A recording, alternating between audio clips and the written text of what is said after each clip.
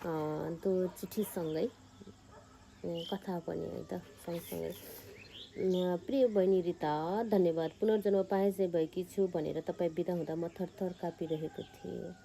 कम्पन मैले सोचेँ, जीवित मानिसले पुनर्जन्म कसरी महसुस गर्न सक्ला, वा एउटै जीवनमा एउटै मानिसले पटक पटक पुनर्जन्मको अनुभूति कसरी गर्न सक्ला। कुनै दिन म सफल हुनेछु वा खुसी हुनेछु भनेर ठुलो सफलता वा ठुलो खुसीको आकृति बुनेर भविष्यतिर कुद्ने मानिसले बुझोस्, जीवनमा सबै मानिसका सबै सफलता र खुसी ससाना टुक्रामा मिल्छन्, त्यो पनि एकपटक होइन पटक पटक गरेर।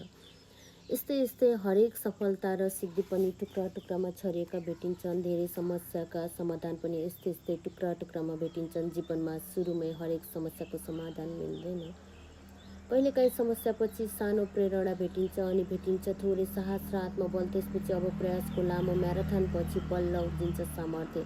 त्यसपछि उसलाई समस्याको समाधान नचाहिन पनि सक्छ, किनकि अब उसलाई समस्या छ भन्ने नै महसुस नहुन सक्छ। खुसी वा समस्या समाधान जे होस्, जोड्न जान्नुपर्छ यी टुक्राहरूलाई अनि थाहा हुन्छ एक जीवनमा कति वर्ष बाँचियो भन्दा पनि एक वर्षमा कति जीवन बाँचियो। यसको अर्थ नै जिउनुको वास्तविक मापन हो। एउटा कथा अटेको चिठी छ तिम्रा लागि, कथा उनको हो जो तिमी जस्तै पोलियोले अपाङ्गता भएका छन्। फरक यति छ, तिम्रो एउटा खुट्टा पोलियोले ग्रस्त छ र उनका दुईटा, उनी पनि तिमी जस्तै कर्णालीका मान्ठ हुन्। उनको कथा उनकै कथनमा सुनाउँछु है।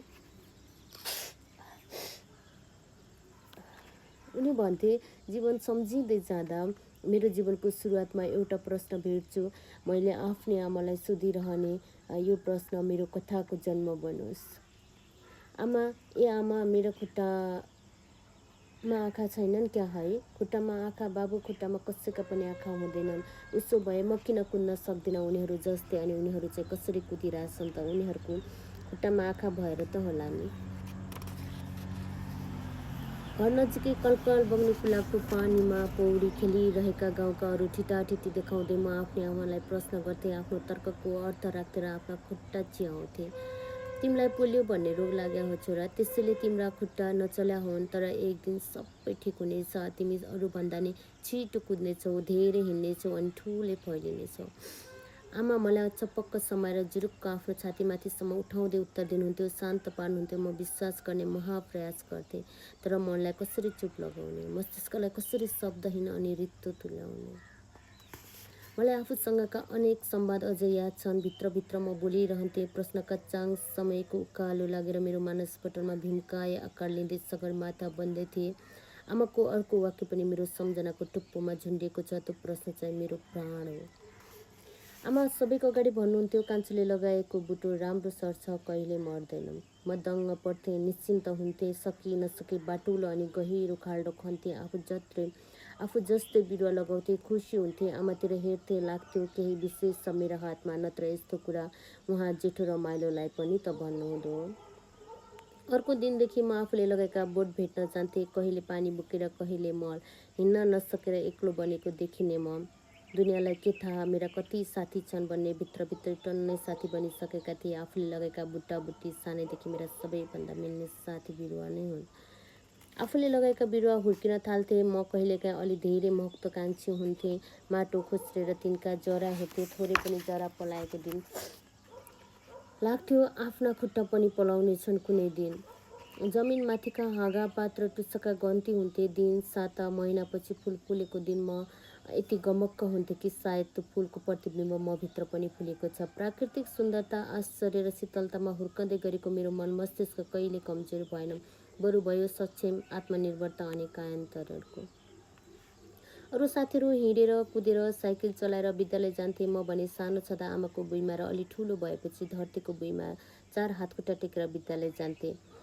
विद्यालयभित्र पनि साथीहरू खुब कुद्थे, खेल्थे, रमाउँथे। उनीहरू फरक फरक खेल खेल्थे, म हेर्थे, एकै प्रकारको ताली पिट्थे। साथीहरू बाहिरभित्र चकचक गर्थे, म भने धेरैजसो स्थिर रहन्थेँ। विद्यालयका सुरुवाती दिन यस्तै बिते। एकपटकको कुरा हो, 4 हातखुट्टा टेकेर विद्यालय प्रवेश गर्दै गर्दा आफूभन्दा अलि ठुलो तर आफूलाई डन भन्न रुचाउने एउटा विद्यार्थी कुदेर मतिर आयो। मलाई 4 हातखुट्टामा हिँडेको देखेर ऊ चिच्यायो, घोडा घोडा, लौ घोडा आयो। त्यो त मेरो ढाडमाथि पो चढ्यो र उफ्रिन थाल्यो। त्यो प्रक्रिया केही दिन नियमित चल्यो। ऊ केही दिनसम्म म माथि सवार भइरह्यो। एक दिन आफूमाथि त्यो केटो उफ्रिँदै गर्दा मुटुको खोइ चाहिँ कुनाबाट कसले हो धाप दिए जस्तो लाग्यो। त्यस दिन म भुइँलाई आफ्नो हातले धकेल्दै धरतीको बलमा मुनिबाट उफ्रिएर त्यो केटालाई हुत्याइदिएँ। फर्केर हेर्दा त्यो केटो भुइँमा 3 बलड्याङ खाएर ढलेको रहेछ। मेरो मुटुको बलले चार्ज गरिदिएको हिम्मतको ब्याट्री अझै डिस्चार्ज भएको थिएन। त्यसपछि भने म त्यही विद्यार्थीको ढाडमा चढेर सबैको अगाडि घोडसवार झैँ हटहट गर्न थालेँ। त्यस दिन समय उल्टेको थियो। ऊ घोडा थियो र म उसमाथि सवार। त्यो विद्यार्थी बडो बल गरेर फुत्क्यो र अनुहार लुकाउँदै भाग्यो। त्यसपछि भने फेरि कहिले मेरा अगाडि देखा परेन। त्यो मेरो दिन थियो। त्यस दिनदेखि मलाई कसैले कमजोर भन्ने हिम्मत गरेन, सायद सोचेन पनि। जीवनमा मैले त्यस घटनाबाट 2 शिक्षा लिएँ। पहिलो, कहिले पनि लडाइँ नलडिकन हारे नभन्नु। हार होस् जीवनमा केही छैन, तर पूर्ण प्रयासपछि मात्र। र दोस्रो, खुट्टा लुला मसिना नचल्ने भएर के भो र? आफ्ना हात त अरूका भन्दा बलिया रहेछन्। सायद खुट्टाको काम पनि हातले गर्ने भएर होला आफ्ना हातमा त्यस दिन मैले फरक महसुस गरेको थिएँ।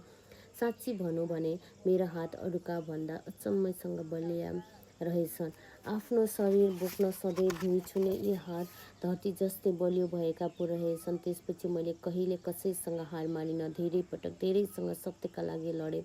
कहिले आफ्नाका लागि लडेँ, कहिले आफ्ना लागि लडेँ। बलियो हुनु पनि त एउटा बाटो रहेछ। मैले आफ्नो बारे सोच्न थालेको थिएँ। आफ्नो बारे सोच्न सक्नु परनिर्भरताबाट मुक्त हुनु रहेछ।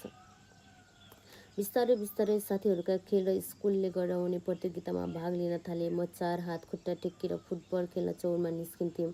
साथीहरू खुट्टाले कुदेर खुट्टाले नै बल कुदाउँथे, हिर्काउँथे, उडाउँथे। म भने हातले 4 हात खुट्टा टेकेर म अरू बराबर नै कुद्न थालेको थिएँ। अरूले हातले बल छुन पाउन्थे, उनीहरू छोए ह्यान्ड हुन्थ्यो, फल मानिन्थ्यो। मैले पनि हातले मात्र हिर्काउन पाउँथे।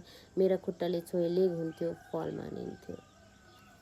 त्यसबेला जीवन जमिनमा धेरै र आफूसँग थोरै थियो। जे थिएन त्यो थिएन, जे थियो त्यो हरेक दिन बलियो हुँदै थियो। त्यसपछि लाग्यो जीवनमा कहिले पनि लडाइँ नलडेरै हारे भन्न नहुने रहेछ। हार होस् केही छैन, तर पूर्ण प्रयासपछि मात्र। यो त सासमै अड्किएको थियो मेरो। म हरेक ठाउँमा अगाडि जान्थेँ र जुधिहाल्थेँ। पढाइमा प्रथम, कक्षामा मोनिटर, रेड क्रसको नेतृत्व आदि हरेक विषयमा मैले नलडेर हात खडा गरिनँ। अझै पनि उस्तै छु। मेरो वास्तविक जन्म यही जिद्दीपछि भएको हो। अझै बाँकी छ यो कथा। हेर्दै गर्नुहोला। Thank you.